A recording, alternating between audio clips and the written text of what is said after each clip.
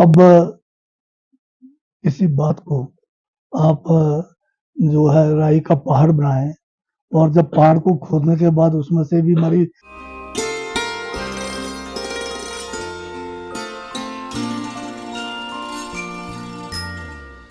प्राकृतिक वैभव से परिपूर्ण हिमाचल प्रदेश की चोटियां, नदियां, झरने और यहाँ का कण कण अपनी समृद्ध सांस्कृतिक विरासत की गवाही देता है। आध्यात्मिक शांति से भरे वातावरण में यहाँ के भोले भाले और मेहनती लोग सकारात्मक ऊर्जा से संचारित रहते हैं। नाम मात्र के संसाधनों से विकास यात्रा शुरू करने वाला ये पहाड़ी प्रदेश आज जिन ऊंचाइयों पर पहुंचा है, वो प्रदेश के मेहनतकश और भोले भाले लोगों की कड़ी मेहनत, ईमानदारी और दृढ़ संकल्प का प्रतिफल है।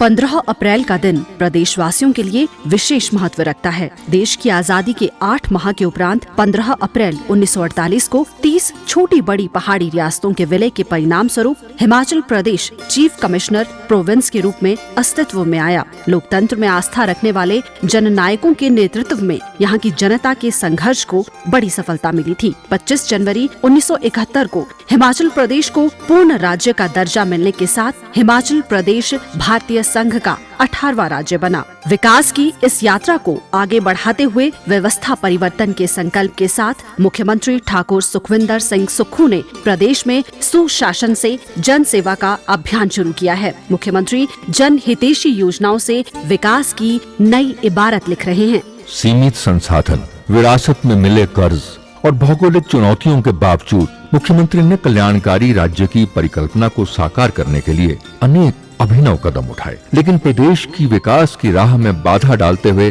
भारत सरकार ने राजस्व घाटा अनुदान रोक दिया।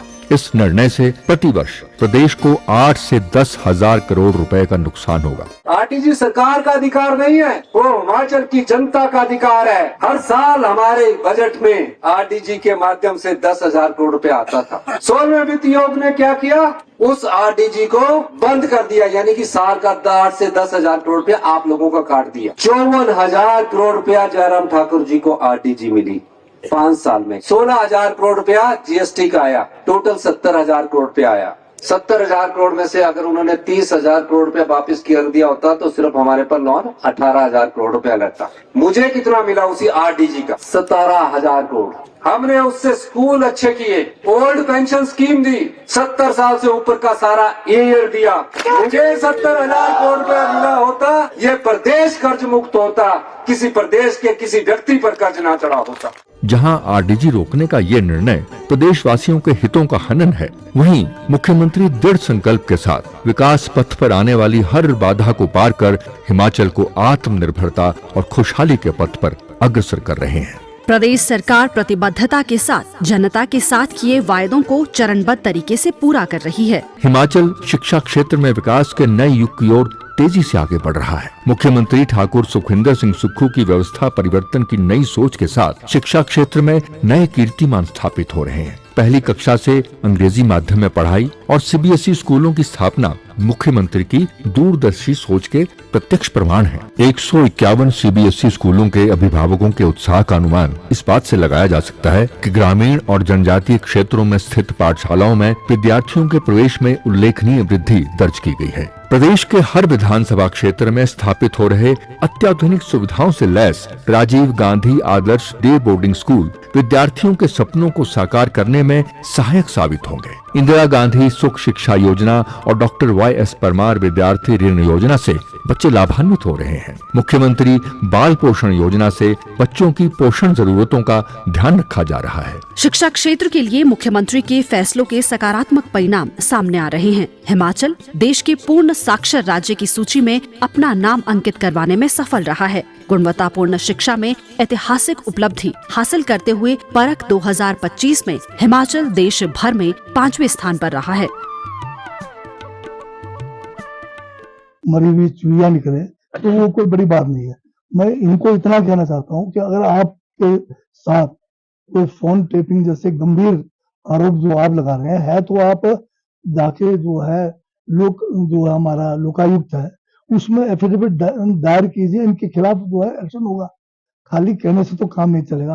अब इतना जो है बड़ा संवैधानिक जो है व्यवस्था कर रखी है लोग आयुक्ता का, उसके ऊपर जो है बहुत ज्यादा पब्लिक का पैसा भी खर्च हो रहा है। तो ये किस लिए बने हुए? ये इसीलिए बने हुए हैं कि जहां आपको लगता है भ्रष्टाचार हो रहा है, जहां आपको लगता है कि आपके आजादी के खिलाफ काम हो रहा है, कीजिए आप वहां। ये तो केंद्र सरकार ने तो जो हमारा सूचना का अधिकार है उसी से हमें वंचित करने की कोशिश की है, उसको जो है बिल्कुल अब कमजोर कर दिया है सूचना के अधिकार का। और ये सारी व्यवस्थाएं कांग्रेस के समय है। कांग्रेस की विचारधारा है कि पारदर्शी होना चाहिए, हमारा लोकतंत्र चलना चाहिए, संविधान से चलना चाहिए, उसमें कहीं भी कोई कमी नहीं है। ये जो संवैधानिक जितनी व्यवस्थाएं हैं उसको कमजोर किसके समय में हुआ? अब केंद्र की मोदी सरकार ने किया है, चाहे इलेक्शन कमीशन है, आज उसके ऊपर कोई भरोसा नहीं है। आज हमारे जुडिशरी में भरोसा कम हो गया है, क्योंकि इन्होंने जिस तरह से उनके अपॉइंटमेंट्स किए हैं, जिस तरह से जुडिशरी को कम करने की कोशिश की है, इसी तरह से ईडी, सीबीआई, इन पे तो विश्वास लोगों का खत्म ही हो गया है। तो एक एक करके इन्होंने पूरी कोशिश की है कि किस तरह से देश का संविधान जो है खत्म कर दें, और यहाँ पर फिर जो है किसी और किस्म के कोई डिक्टेटरशिप लाने की पूरी कोशिश हो रही है, जो पिछले कल पार्लियामेंट के अंदर जो है इनको मुंह की खानी पड़ी। ये दो अलग अलग किस्म के आपके क्वेश्चंस है।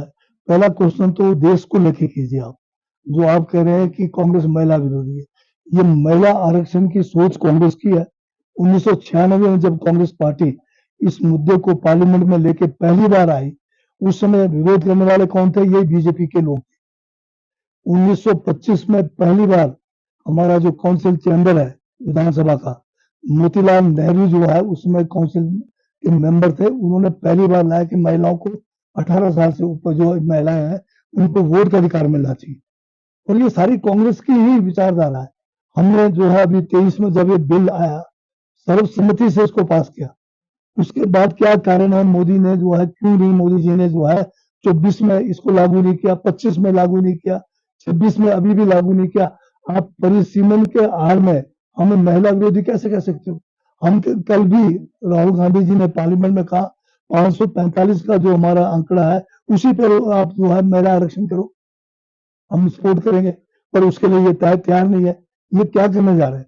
परिसीमन के बहाने 800 जो है 50 के करीब सीटें लाएंगे, और जो इसमें फॉर्मूला लगाया हुआ है कि जो है 50% का प्रो रेटा होगा, उसमें तो जो है नॉर्थ ईस्ट है, हिमाचल है, साउथ के सारे हमारे तुम जो है फायदा कुछ नहीं होना।